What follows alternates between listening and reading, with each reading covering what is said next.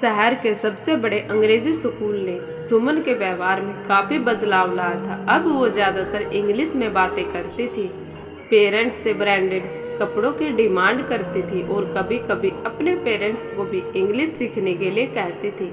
शुरू में उसके माँ बाप को उसे देखकर काफी खुश हुआ करते थे, क्योंकि उनकी बेटी मोहल्ले की सबसे स्मार्ट लड़की जो बन चुकी थी। लेकिन सुमन की स्मार्टनेस बदतमीजी में कब बदल गई खुद उसे भी पता नहीं चला। अब सुमन की डेली रूटीन में किसी न किसी को नीचा दिखाना भी शामिल था, खासकर अपनी माँ को।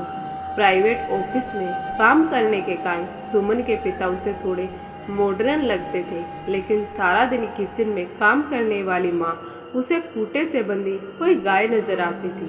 अपने बच्चे को अंग्रेजी स्कूल में पढ़ाने का सपना तो इस मिडिल क्लास परिवार ने जैसे तैसे पूरा कर लिया था, लेकिन जो संस्कार उन्हें लगता था कि बच्चे को बिना सिखाए ही आ जाएंगे, वो सुमन में दूर दूर तक नहीं थे।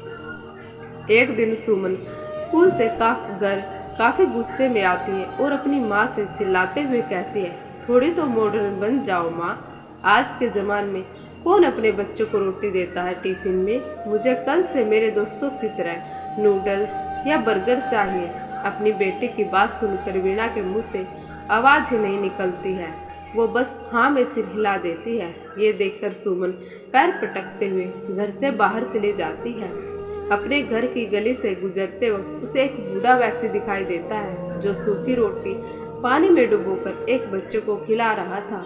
सुमन वहीं रुककर उसे देखने लगती है। बच्चा धीरे धीरे रोटी चबा रहा था। इसी बीच एक कुत्ता भी बूढ़े व्यक्ति के पास आ जाता है। बूढ़ा व्यक्ति कुत्ते के सिर पर हाथ फेरता है और फिर उसे एक रोटी के 2 टुकड़े कर आधी रोटी उसे दे देता है। इसे देखकर बच्चा कहता है, बाबा आप क्या खाएंगे? बूढ़ा व्यक्ति बच्चे को गोद में लेकर हंसते हुए कहता है, भगवान का दिया हुआ अगला निवाला।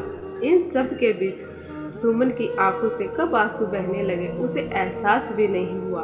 वो भागकर अपने घर गई और वहां से अपने लंच का बचा खाना लेकर आई और बूढ़े व्यक्ति को दे दिया। बूढ़ा व्यक्ति खाने की तरफ देखकर बोला, आप भगवान का रूप है मेरे लिए।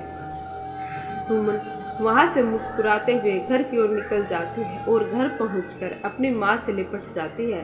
भारी आवाज में वो माँ से कहती है, माँ मुझे माफ कर दो, आप दुनिया का सबसे अच्छा खाना बनाती हैं और आज के बाद मैं आपसे कोई भी बेतुकी की डिमांड नहीं करूंगी। मुझे तो भगवान ने पहले ही काफी कुछ दिया है।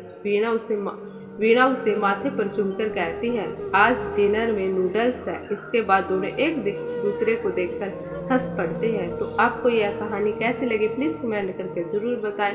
अगर कहानी पसंद आए तो प्लीज चैनल को लाइक करें, शेयर करें और सब्सक्राइब करना बिल्कुल ना भूलें। बेल आइकन को जरूर प्रेस कर दें।